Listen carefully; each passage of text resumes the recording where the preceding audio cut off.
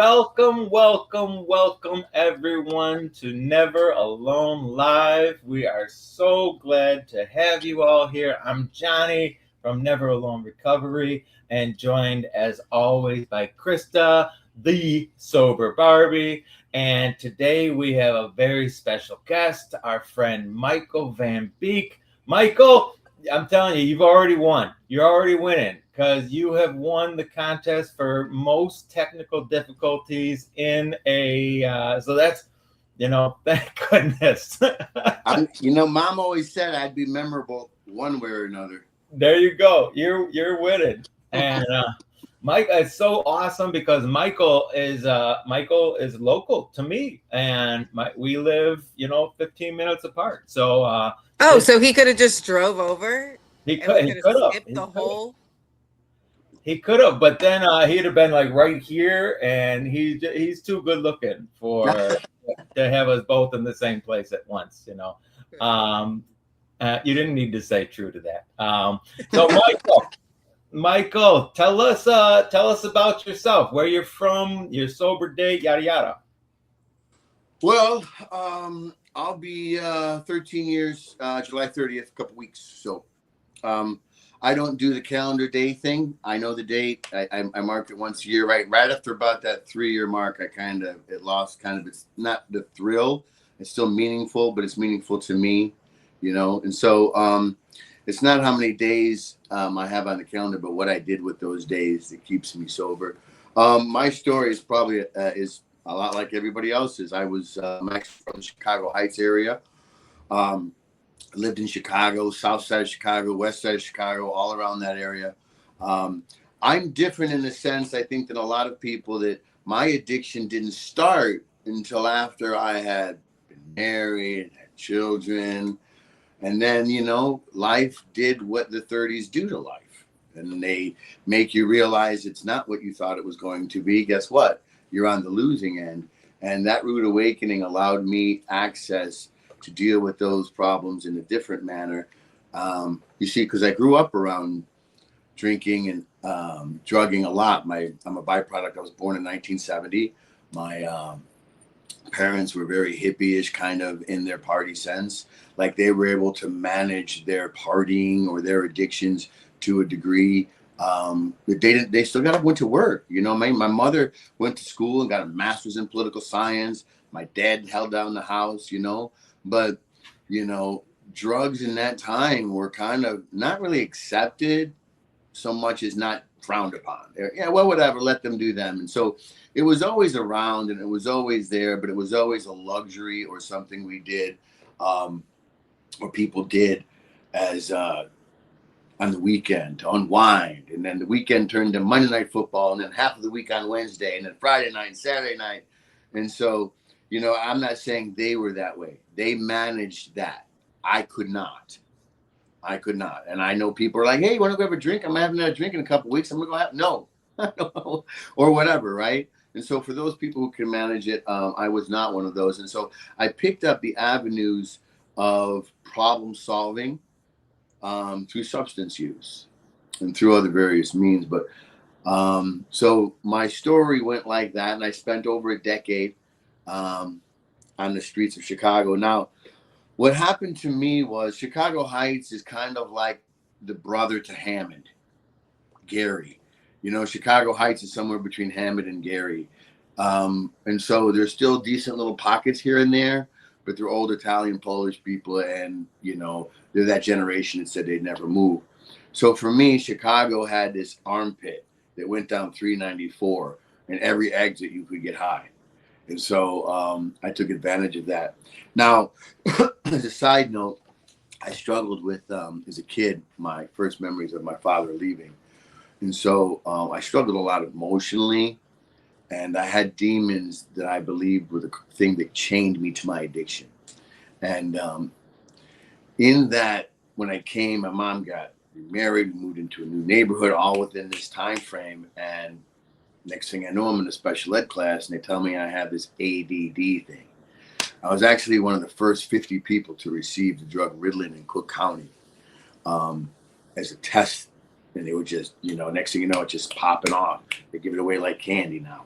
And so my very first addiction was to a medically prescribed drug called Ritalin, and it had a very clockwork orange effect on me. So I became kind of lucid like this all the time. And my mother noticed, and she took me to a lot of doctors. They put wires to my head, put me through a machine, and said, he's got ADD. We need to put him in this thing. And my mother said, what test told you that? Like, well, it's not really a test. It's just a process of elimination. We don't really know what to call it. But, you know, I believe God just made me to run hot. I'm a very expressive person, you would say. And so to handle the effects and the social stigma that incurs from being in special ed in 1977, my mother enrolled me in a martial arts class, which I pursued. And it was like the lighthouse in the fog of my life. And while special ed and other issues kept me insecure and kind of capitulating to every fear that came my way, martial arts was a place where I could go that nobody knew me. They didn't know about my deficiencies or my defects. And so it was a place that I had that allowed me kind of a sanctuary, you know, was a church for me.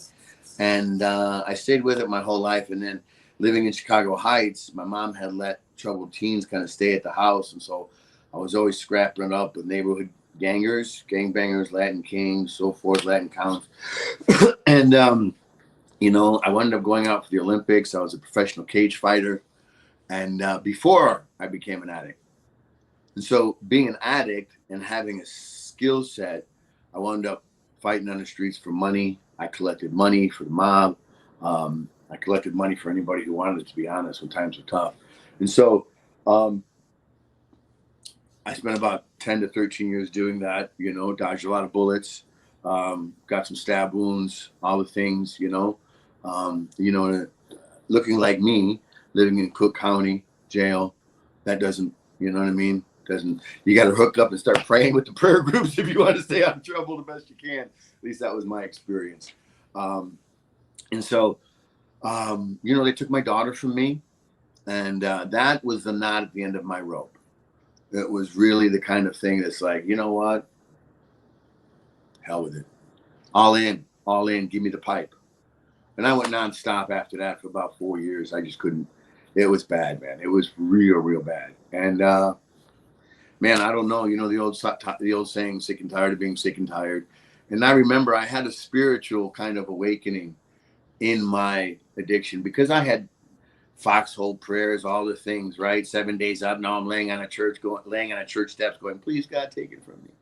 Now that I'm out of money and out of dope, please take the addiction from me, right? So I've done this so many times. And I just remember waking up one of those times on the steps, and it was just like something higher power-ish was like, kind of like giving me the what for. It's like, you want me to remove the guilt that you did after 7 days of thing. I can't take this from you. It's in the past already. You've already logged this. I can't do this. Come to me before, and I'll see what I can do. And so what he's doing is saying, do you want to quit? Do you really? Because you've lost everything. I'll take your daughter. The next thing I'm going to take is your breath, because I've already done the institutions. I've already done the jails, and my life has been stripped from me piece by piece. And I think it was that torment that I realized that was both being hijacked, like I'm being held hostage by something greater than me that's not good, right? Like that feeling, I think most honest addicts will say, and I'll tell people and families that I work with of addicts, I'll let them know that you're not, stop blaming the person, blame the addiction. The person is the host for the addiction. Are they choosing? Yes. But I promise you, the decision-making process, as it was for me, was not made by me. My decisions were made by my addiction. And so I lost control. And so I had to learn to get my own decision-making process back. And that meant going to my higher power before I used. And every time I did that, I gained a little bit more decision-making power back. And was it hard physically? Yes, habit, the stacking habits. Go to the spot, hustle the money, go to the spot, get high, and then replay this all over. This is the habit stacking that we did, or that I did as an addict. And So yeah, it was, and you're staring your own actions in your face and you realize this, I am powerless. So if I'm powerless, then truly something greater than me is making this decision for me. Not only a physical thing, but something bigger than that. And I have to realize that there's a demon who's chained addiction to me. And somebody said this to me, and I'll never forget it. And he said, God's goal for you, his purpose for you wasn't to get sober. His purpose for you needs you to be sober. And I was like, oh, damn it. Those things, you're like, oh. You showed me my potential and my purpose. And now you've given me the power. Because if it wasn't any of it my fault, if there's any way that I couldn't fix it, then I have no say over it. I'm powerless, but I'm powerful. And it was important to me to learn where I wasn't and where I was. And unfortunately, I didn't have a good drug court. I didn't have a sponsor. I didn't have meetings, right? I had a parole person. I had, people, law enforcement that show up looking for me for child support or for didn't show up for court here. And I was running scared. And I wish that 3 years I'd have given over to a sponsor. I wish I'd have given over because it dragged me through glass. And so one of the things I come out of recovery with is like going, you know what? As I stepped into recovery was like, don't do what I did. Because I'm over there like a blind man, and I'm working. I ran security in clubs in Chicago. I have this skill set. So I wound up running all these securities. And even in the nicer champagne lounge, the guy from Costa Rica, he's trying to hand me a bag. Do you understand? Because if he hands me the bag, it gives him permission to sell in the club. And so you have people literally handing you drugs, and you're going to the traditions and you said, hey, bro, we're not rock stars as recovering addicts. We don't do these things anymore. So I had to remove myself even from that space because that space proved too much for me. And so that's when I made a decision to just open up a school, teach people to help save their lives from what I was a part of. And from there, I've been able to take that career and work it into a more recovery-based, growth-centered ideology that embraces that change, that looks forward to that change, because that's what I was afraid of the most, my comfortable misery. And that's where I had control. I had to look at my comfortable misery. I had to look at myself and say, man, you're driving the bus and right off the cliff, man. Hit the brakes, take some time, do some isolation, breathe, focus. And that's how I came up with the name. Dude, Michael, you are amazing, man. I'm so glad that you've come on here and are talking with us, and you've hit on so many triggers, if you will, for conversation. The powerlessness that you talk about, and when in my program we talk about that in the first step, powerlessness and unmanageability, and we talk about a higher power, and anything can become our higher power, right? And when I let alcohol and drugs become my higher power, then everything I do is based on it. I love what you were saying there, because I go to rehabs, right? And I go to detox, and we talk about powerlessness. And I tell them alcohol and drugs made me do things that I didn't want to do. I didn't want to make my mom cry, but I did. Made me say things that I would have never said. Some of the terrible things that I said to people, I would never have said that in my right mind, but alcohol and drugs allowed me to do that and hurt people that I would never have hurt. And it was alcohol and drugs that allowed this to happen. I mean, when we talk about higher powers, alcohol and drugs were my higher power. And when we come into recovery and find a higher power of our own understanding, be it God or whatever, it's turning over a new leaf. And the line that you said about purpose, that was absolutely brilliant. I saw Krista, you heard that line. What do you think about that? You've said a lot of cool things. Like your perspective. We hear a lot of recovery talk every day. A lot of it's like repetitive, but a different perspective on it. I what did you say about the purpose? Something. What Yeah. was that? You got to John, would repeat you it. tell me what she said? I can't hear for some reason. So she's asking you to reiterate what you said about purpose. God didn't put a Yes, purpose. God didn't. I don't. It was a whisper from my higher power, something that I knew that was not from myself, and I know that because it always asks me to do something I don't want to do, and it said to me, "God's purpose isn't for you to be sober. God's purpose needs you to be sober to fulfill the purpose." Right? Because for me, getting sober was everything. Once I got sober, why don't I just walk on clouds? Right? What's going on? How come life isn't so easy? And it's because I wasn't chasing something bigger than myself. My higher power, when, like you said, I like the way you say it. I always say I like my lower power, but I like that too, right? Your higher power, because it's making all my decisions for me. I'm making my decisions in representation of drugs and alcohol. All my decision making is being made by that. Where when I switch that over, it goes from being a self-centered, selfish thing where I feel like I'm being like pimped out by my addiction in every sense of the word.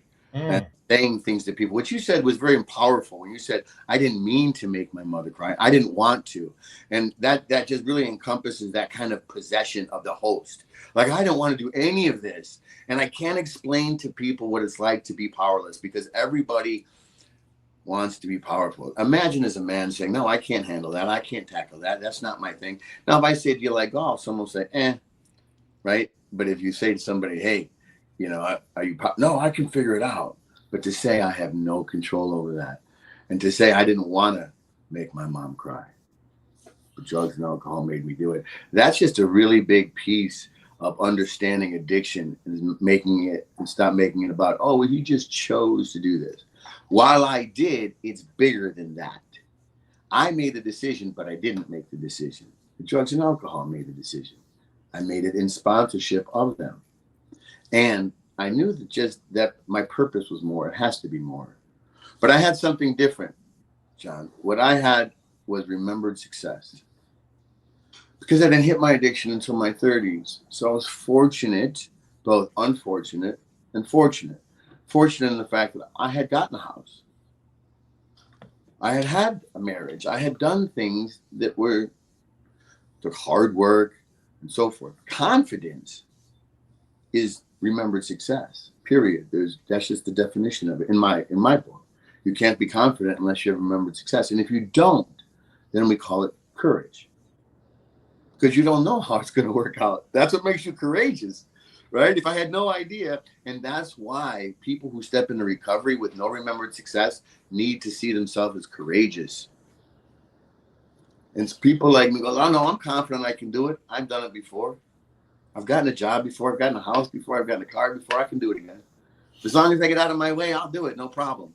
But for a lot of people, even some of the guys I sponsor, like, Mike, nervous. I'm getting a job. And what if I lose it? Now, because, the responsibilities of reality starts to catch up with us. Not just being sobriety, but I got to get the mail. And the mail used to be a place that triggered me, like you said. So anyway, that's what I meant by purpose, is by saying that sobriety is more than just staying clean. It's the idea that I can begin my pursuit of my purpose and hopefully walk alongside my potential. Yes. That needs to be a t-shirt. She said that needs to be a t-shirt. So I don't think Michael can't hear Krista. So it is now my role, not only as interviewer, but interpreter. And I am glad to interpret all of Krista's talk to Michael. This is great. Krista, We're going to have sign language. He speaks Barbie. I know Jesus. I know Jesus. Jesus Christ, yes. Okay, so since you can't hope. hear, This is hope. Since you can't hear what Krista just said Johnny is her favorite person in the world. That's not what she said. I can read sign language. Oh, all right. So, okay, I've got a series. So you just said something that kind of really sparked something. The remembered success. I see this kind of as a double-edged sword, right? Because when we come into recovery, now I came in very young. I was 26 when I got sober, and I didn't have nothing. I didn't have a house. I barely had a phone. I was on the phone plan where I'd go to Verizon for 3 months and didn't pay that bill. So I'd go to T-Mobile for 3 months and not pay that bill. And then I'd go to AT&T and not pay that bill. It was a good plan for a while. It lasted, 4 good companies. It lasted me about a year without having to pay a phone bill. Hey. But we all come in with low self-esteem, right? And I looked back and saw nothing, right? And I didn't have nothing, and I couldn't be nothing, and blah blah blah. And I see, you came in later after having a little success in life, and you had that remembered success. And some people could take that and use that as a positive perspective, but I can see people using that as a low self-esteem thing, like, what did I do? And what have I done? I have been this person before, and now I'm this. Why? And what happened to me. It was Yeah. a part of the process. Having that remembered success gave me a reflection of just how far I had fallen. I was a homeowner. I worked for the world's largest bakery, Nabisco, on 73rd and Kedzie, right? I had worked my way up through blue collar work, made a supervisor of different places. I wasn't an Ivy League guy. I wasn't a trust fund kid, nothing like that. I worked hard to get to where I was, worked hard to get a golden retriever, a home, a wife, and then lost it all. Right? For whatever reason that happened, I didn't lose it for drugs. I lost it because I was now coming from a person who got tired of capitulating. I'm going to stand up for myself. And the overswing was too much, And so the downside of looking at how far I had fallen, you get over it. I mean, not quick, but you're just like, I have fallen so far. But the reverse is always true in recovery. You start to realize, right?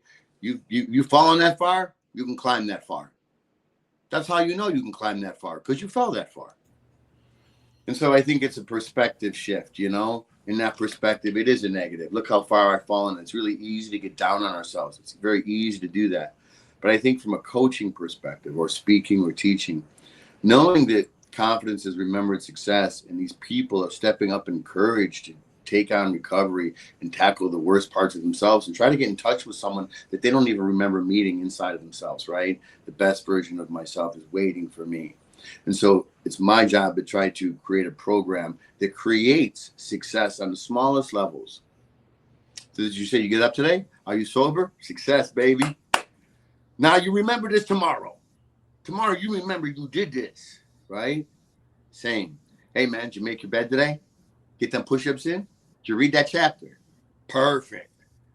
Right. So for me, I like to start at a baseline to build that confidence, like physical, mental, emotional. Like, did you go to meetings? Did you go to your meetings for your emotional? Did you talk to your therapist? Did you talk to your coworker or your social worker? Who'd you talk to? Right. And then, are you reading? Because we gotta jumpstart our system back, our thinking, or else we're just gonna feel sorry for our people, we too included. We'll just sit around feeling sorry for ourselves and never make new move, and just envisioning everybody looking at us with pity, right? And so, as a peer recovery coach, as a sponsor, someone who works in and on recovery through beyond recovery, I want to start that person experiencing small successes. Did you get up and run around the block today? No push-ups? No. Did you meditate today? Did you just stop talking for 5 minutes? That was my biggest, as you could tell, my biggest hurdle, right? God made me to run hot. I'm very verbose. So there's times that I have to set time aside. So if I can do that, just meditate, relax, run around the block, read a chapter in a book, call mom, right? I'll do those little things like that. And that's success, man. Success you never did before. You didn't give a crap about how mom was doing, right? You didn't care to run around the block unless you're chasing a bag. Come on. And so I think these are small successes at a baseline that help people get that confidence, Johnny, to kind of flip that switch. Then it's the other thing. It's like, I know what and I think this is part of the problem of recovery, is that I see now my potential, and it's like the Back to the Future picture. If you don't go after it, it will fade. And that then causes worse emotional things. And so as a coach, as a sponsor, as whoever you are working in recovery, not just on recovery, that you're helping people not stay sedentary for too long. What is your potential? What is your purpose? You should be chasing this thing, or else we'll start to feel. Because if you don't, you'll start to lose pick sight of it. You lose sight of it. I was telling Jacqueline, she was like, "What's wrong?" I was like, "I haven't been going to the gym like I should," and I know it. I know it. And so I have to be the one to stop that, because once I stop it, this in recovery, once you stop going to meetings, once I stop doing fellowship, once I stop talking to a sponsor, once I stop doing these things happen. We talk at lengths about the progressiveness of the disease, right?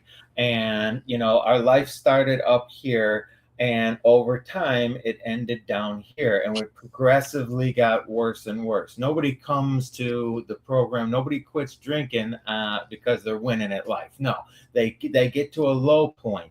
And then when we get into recovery, that's also progressive. We don't just jump in and everything's beautiful. So I love your plan. I work my program. It's negative. First step is negative. Admitting powerlessness. Oh man, that's tough. And then coming to find a higher power is great, and that's a start to our progression up. But I really like what you're talking about with the goals and setting small goals and accomplishing small goals. Build that self-esteem is the progression up. Stick around till the miracle happens. We've all heard that line. What is the miracle?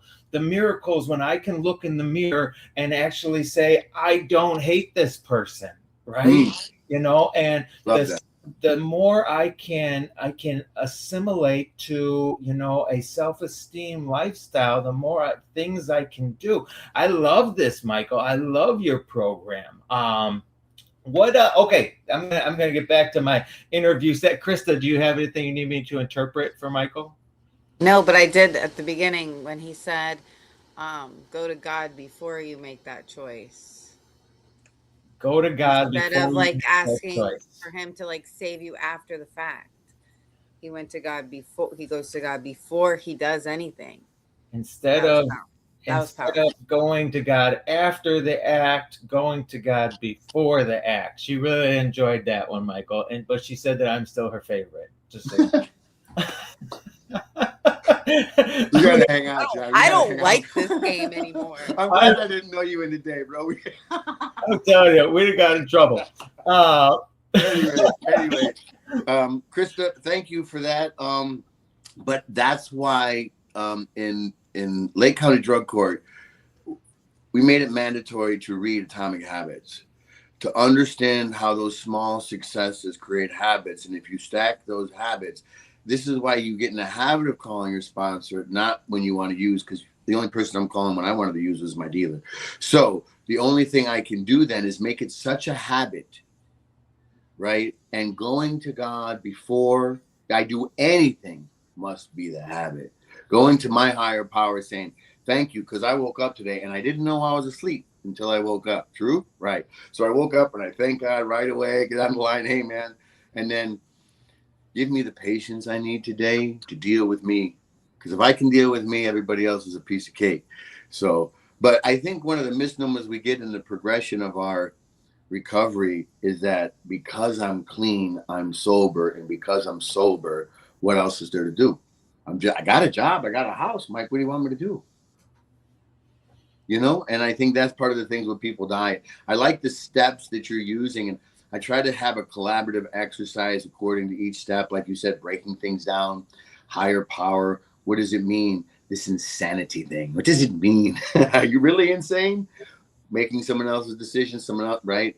And one of the things I find with my sponsees and myself was that fourth step. And it wasn't really the moral inventory, like I'm afraid to look at the things I've done. I was pretty open and honest about that. It was just leaving it behind. And if I may, I in this new book I'm just about to finish, I talk about the story where I heard I'm in church and this lady walks up and she trips up the stairs and she says, "Not today, devil." And you could hear it on the microphone. So you got the congregation gave its usual Christian, like, "Oh, that was amazing. You got it." And I thought to myself, because I'm a cynic in my head, right? I'm an addict and a cynic. And I say, Yeah, right. She almost flew up the stairs. People are dying, genocide's happening, all these things are happening, but she stayed the devil just right there from falling up the stairs. I was sarcastic about it, right? I saw this like, really? With all the, and but you, so I had to get over myself a little bit and realize that in religion, the daily declarations of power over that addiction, what a powerful way to start my day.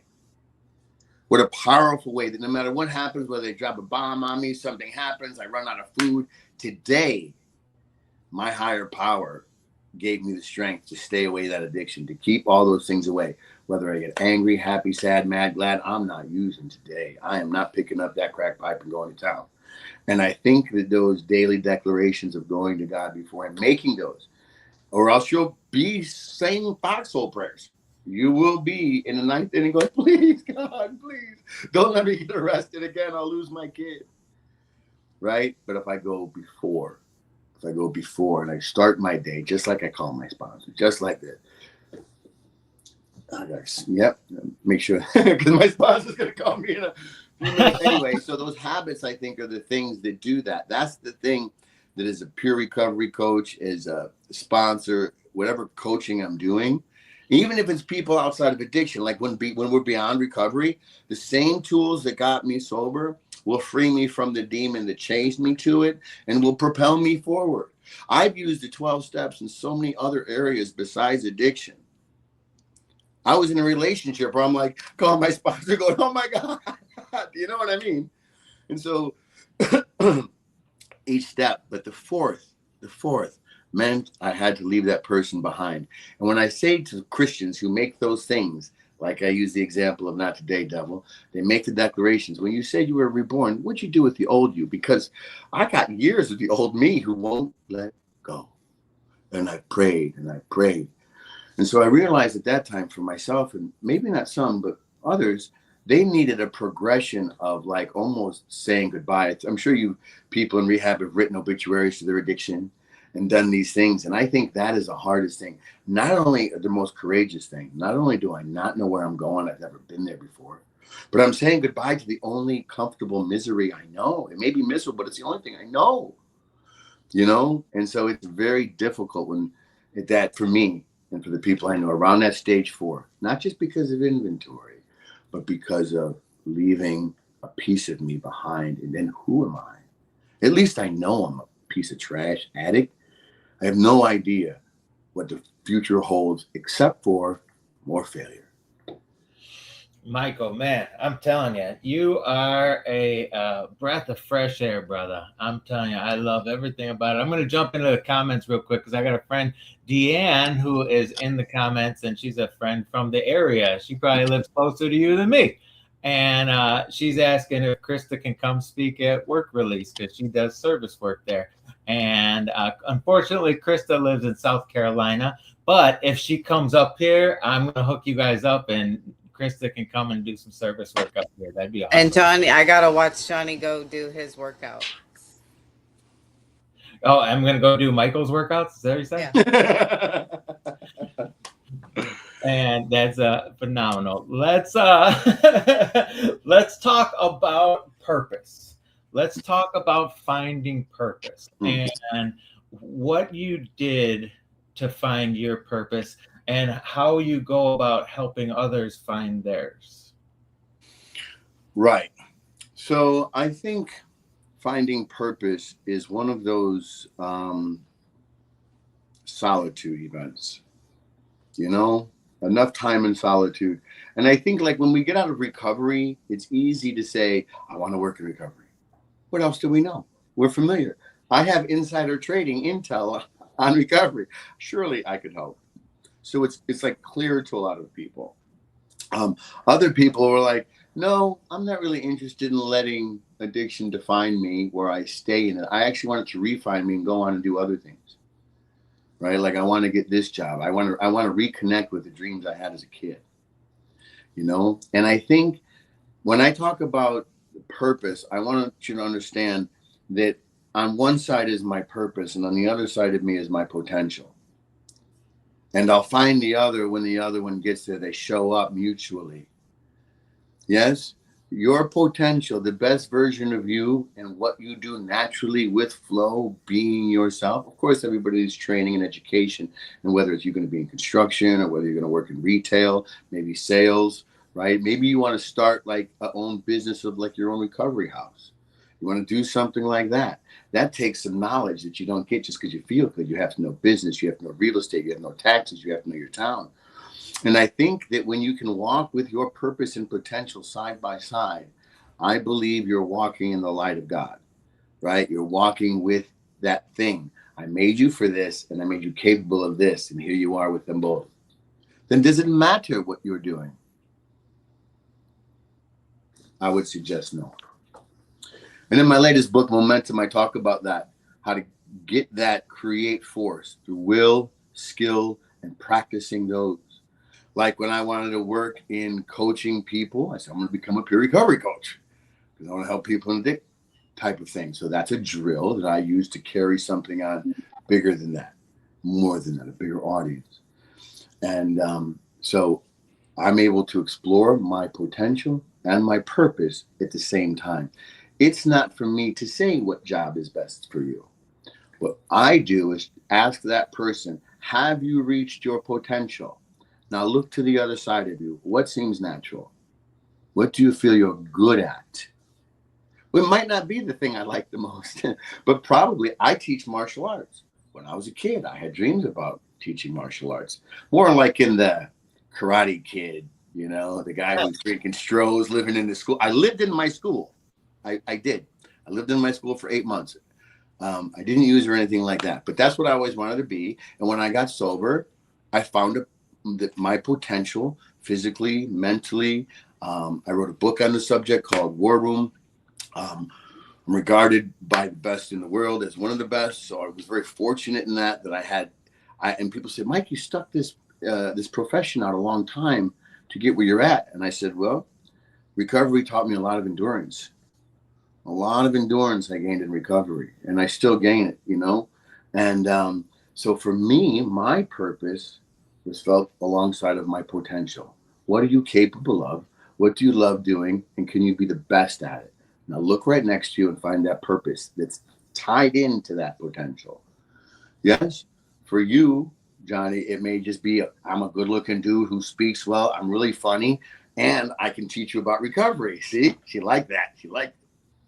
And so you, whatever, right? Everybody finds their niche, but it's not necessarily a clever little thing. It's a purpose because I'm willing to sacrifice of myself for something better than myself. And when you do that, you have unlimited potential. It's like the higher powers just throw it at you. It's like, hey, you working for free? Have it. Have it. Unlike every other system on the planet, this one says if you're, now there's going to be a lot of resistance towards doing something for others as your purpose. You want to do something for yourself and make a lot of money, easy cheesy. I know a lot of crack dealers who made a lot of money. Okay, wasn't that hard. I know people who, stock people, make a lot of money. Do something that makes a difference instead of making $1 and tell me how hard it is. How hard was it to even have a darn podcast today? Yes? Yeah. But I'm used to resistance. I'm used to just go, keep going, don't give up, keep going. Got this devices, right? And so that endurance that we get, this is how you know you're in your purpose, is because you're facing these things that are resistful. And this is just like recovery. I knew it was right because it was hard. It was difficult. So it's forcing me to dig deeper to realize a bigger part of myself that's unselfish and then pursue that. Yes. And then when I don't want to do it, pursue it some more. Like the saying goes, when things are good, help people. When things are bad, help several people. Sacrificial. That's I mean, this is something that goes back to the forever. You know, we talk about helping others. And why do we help others? We help others because it helps us. And when we're naturally selfish, self-centered, and dishonest, because those are the character traits of people in addiction, where we only think about ourselves and that's it. To get out of that and to change. That's the third step promise, right? When I turn my will and my life over to take care of God as I understand him, I will think about my fellows more than I do myself. Why? because I don't have to worry about me anymore. I've turned my will and life over to God. I have to think about others. There's a great book by Rick Warren. A Purpose-Driven Life. I have And it. yeah. I'm telling you, it's amazing, and Mhm. it's 40 days, and you read a couple pages each day, and it culminates with what you're supposed to be doing. And I mean, for myself, it came out. I'm supposed to be helping others. I'm sure you came out to helping others, and I think everybody just needs to go out and focus on helping others a little more. And when I do that, like we talked about with self-esteem, if I help somebody else, I feel better about me because I'm not doing what I always did. And, we still have to take care of ourselves. We still have to feed our families. We still have to work. But to be able to add to it is amazing. And Michael, let's talk about your books, man. I want to talk about what you've written multiple books, and you've got one coming out. Let's talk about those. Well, the first book, and people asked me when I wrote it, when it came out, they're like, "Oh, this is a book. We're going to hear all those stories and stuff." No, this was just an experiential book. And, you have to write the first book before you can write the real good book. This was like that, right? And so this is Jacqueline has this display on my school. So this is called War Room. This is a counterbalance playbook.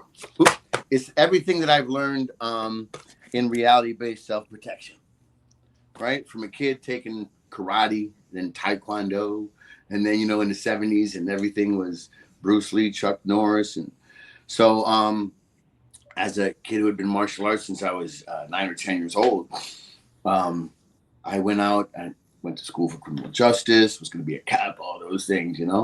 I turned out to be a better law breaker than a law enforcer. So that's the road that I know sometimes you can choose it or not, but the skill set I had, I was a competition fighter, taekwondo, I was a point kickboxer, I was a cage fighter.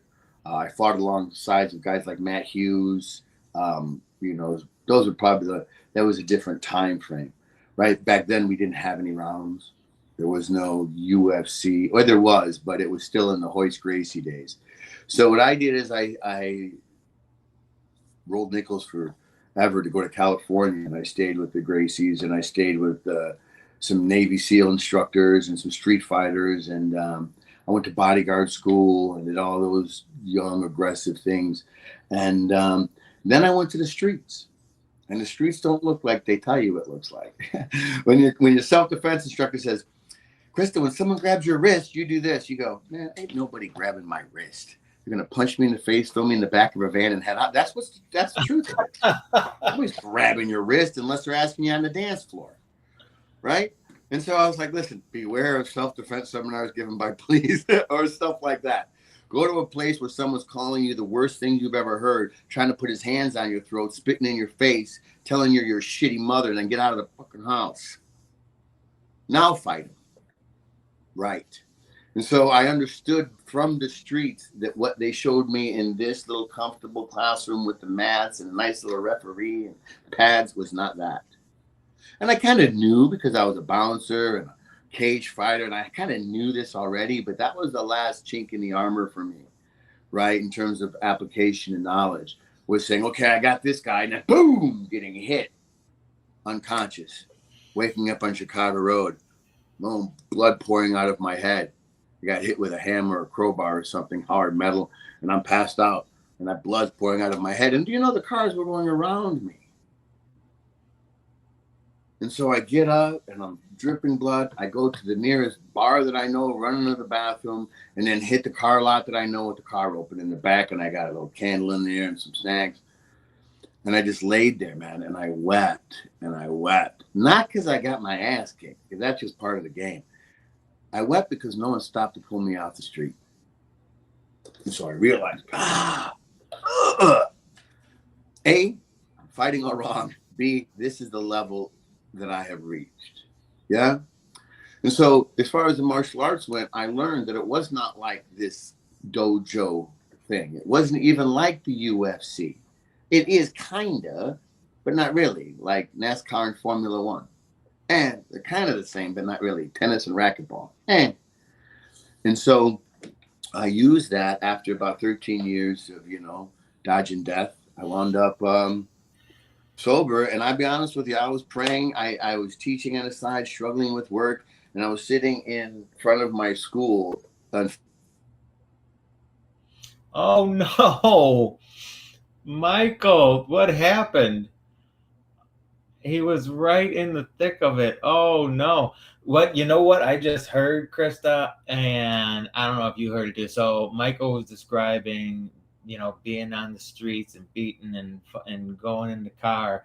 And I don't know if you heard the same story I did, but I heard the story of the Good Samaritan. And the Samaritan who showed up and helped the person, his enemy, who was laying on the ground. And we needed Michael needed a Samaritan then.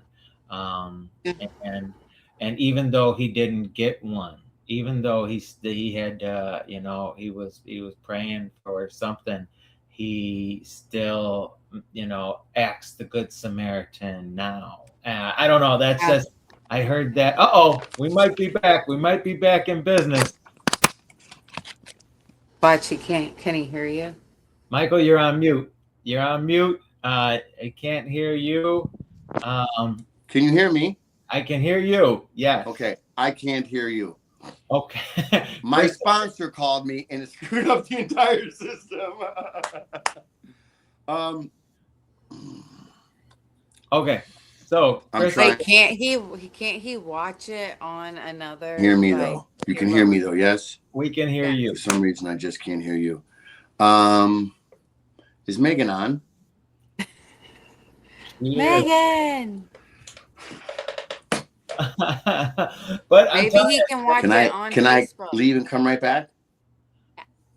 Yes.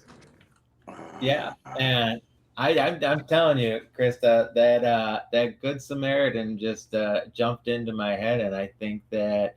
And you know what I heard? I heard God talking, because you guys will all see in a week or two our podcast that we filmed yesterday. Got it. Can you hear us? I hear everybody. I hear you. You can hear me? Hey. Anyway, my sponsor called and threw everything off kilter. So anyway, we're back. I apologize. Sponsor man.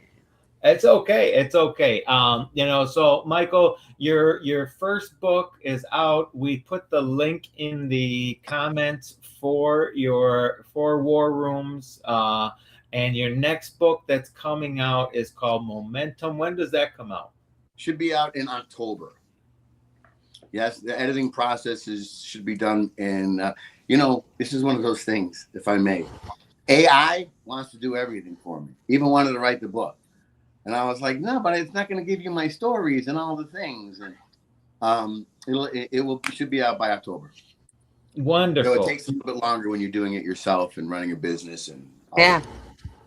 I think when it comes out, we're going to have you on here again, and we'll give out some signed copies and stuff like that to people who view this, because I think that your message is so strong. What you're doing is so valuable. I don't know if you heard, we were talking, when you were telling your story about being beaten and in the car and all that stuff.